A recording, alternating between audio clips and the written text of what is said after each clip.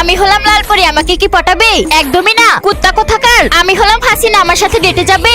Not interested, বানর কোথাকার। মনে হয় আজ আমরা কোনো গার্লফ্রেন্ড পাবো না, কিন্তু তখনই এটা কি জিনিস দেখছি। তো আমি হলাম পরি আর আমি জিনি। ওদের তো জান্নাতের হুর লাগছে, আমার লাগছে না। তো আমি আপনাদের বলে দিচ্ছি, আমাদের দাদি আর এই দুই কোল ছেলের দাদি আমাদের ডেট ফিক্সড করেছে আর আমরা ওখানে এসেছি। আমার দুই নাতিকে তোমাদের কেমন লেগেছে?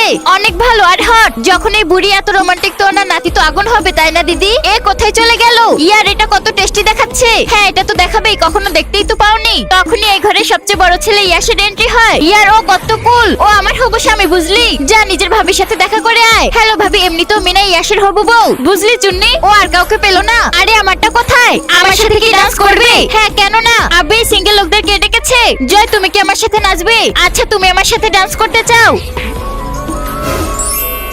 তোমার অনেক অফার আসছে ডান্সের। হ্যাঁ, এটা এই জন্য ওরা জানে না তুমি কে। আচ্ছা, তো ফ্ল্যাট করছো? আমার ফ্ল্যাট করার কি দরকার? বন্ধুরা, ভিডিওটি ভালো লাগলে অবশ্যই সাবস্ক্রাইব করে যাবে।